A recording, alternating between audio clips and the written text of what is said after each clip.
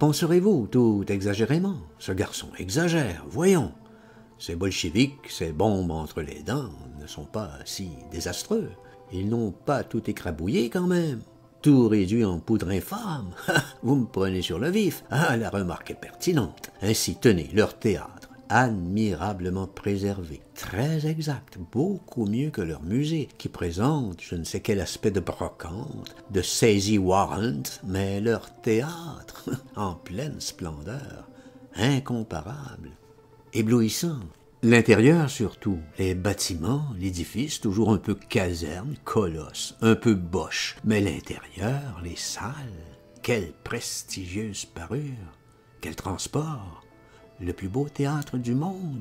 Mais le Mariinsky, sans conteste, aucune rivalité possible. Lui seul vaut tout le voyage. Il doit bien compter dans les 2000 places. C'est le genre du Grand Gaumont, du Roxy, pour l'ampleur. Mais quel style, quelle admirable, unique réussite. Quel ravissement. Dans le genre mammouth, la perfection, léger, on ne peut mieux, du mammouth léger, aérien de grâce, décoré tout de bleu ciel, pastel filé d'argent, autant de balcons, autant de cernes, franges d'azur en corbeille, le lustre, une nébuleuse d'étoiles, une pluie suspendue, cristallin, toute scintillante. Tout le parterre, tous les rangs en citronnier, résille de branchages au ton passé, bois tourné, velours sur pastel, un éparpillement de palettes, une poésie dans les sièges, le miracle même, opéra de Paris, Milan, New York, Londres, délire de bain turc, pâtisserie dégorgée d'un grand gousier mort.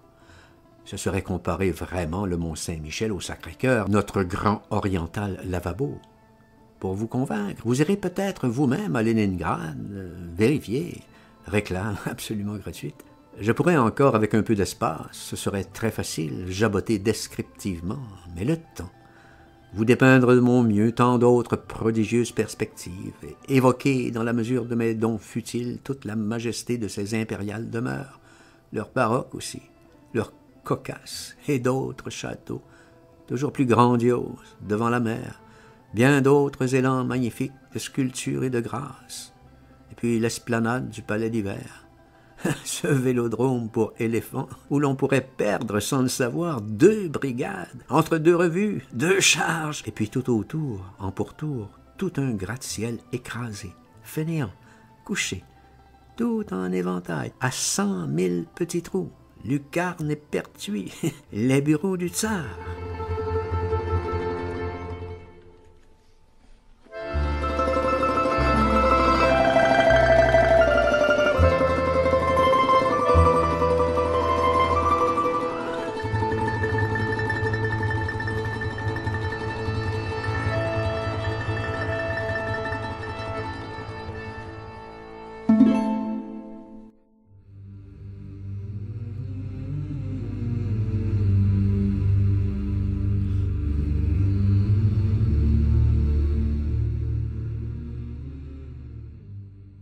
Je vous parle du Mariinsky avec un tel enthousiasme.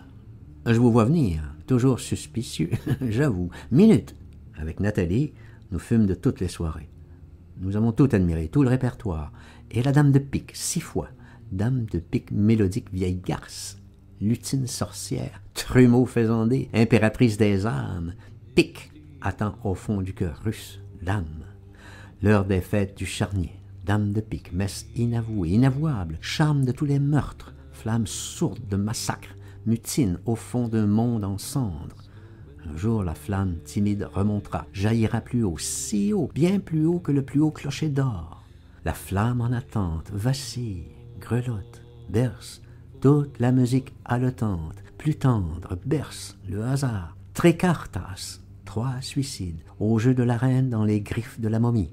3 suicides doucement montent de l'orchestre chaque soir.